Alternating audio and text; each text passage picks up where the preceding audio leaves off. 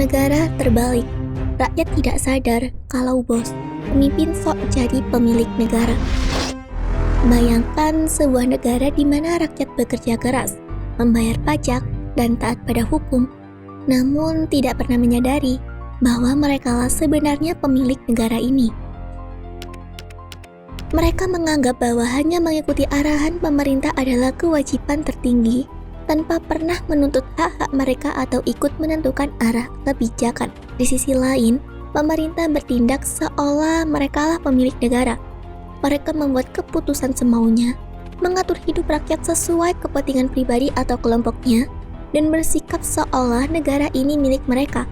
Gedung-gedung megah dibangun untuk kepentingan pejabat, undang-undang dibuat untuk melindungi kekuasaan mereka, bukan untuk melayani rakyat. Akibatnya, kesejahteraan rakyat tidak meningkat, pajak dibayar habis-habisan, namun fasilitas publik minim, pendidikan, kesehatan, dan infrastruktur terbengkalai. Rakyat kelelahan dan pasrah, sementara pejabat menikmati kemewahan tanpa rasa malu.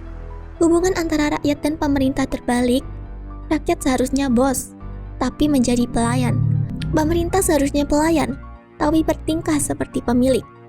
Situasi ini menciptakan negara yang rapuh. Rakyat kehilangan kesadaran politik, demokrasi menjadi formalitas, dan setiap keputusan negara beresiko merugikan masyarakat luas.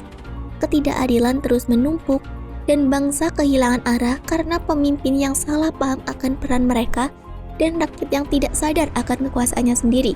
Namun, perubahan tetap mungkin jika rakyat dan pemerintah menyadari posisi masing-masing. Rakyat harus dipersatukan melalui musyawarah kenegarawanan nasional yang melibatkan 4 pilar bangsa, yaitu kaum intelektual, agama, TNI atau Polri, dan budaya, untuk menyamakan visi tentang peran rakyat sebagai pemilik dan pemerintah sebagai pelayan.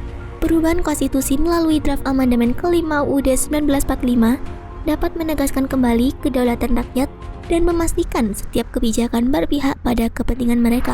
Sementara, Majelis Permusyawaratan Rakyat sementara mengawal transisi agar hak-hak rakyat dipenuhi dan pejabat menyadari fungsi mereka. Negara perlu menegaskan pemisahan yang jelas antara negara dan pemerintah, sehingga stabilitas terjaga, dan Pancasila dimaknai ulang sebagai pedoman nyata dalam hubungan rakyat dan pemerintah, menegaskan prinsip bahwa rakyat adalah bos dan pemerintah adalah pelayan.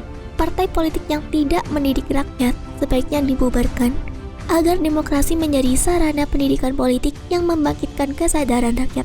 Hukum ditegakkan oleh orang-orang kompeten agar pejabat tidak menyalahgunakan posisi, sementara birokrasi digital memudahkan rakyat memantau penggunaan anggaran dan kinerja pemerintah. Pendidikan politik di sekolah membekali generasi muda agar mereka sadar akan kekuasaan yang sesungguhnya ada di tangan rakyat.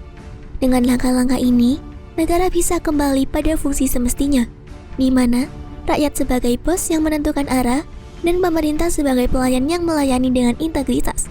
Ketika kesadaran ini pulih, demokrasi tidak lagi formalitas, melainkan kekuatan nyata yang membangun kesejahteraan bersama.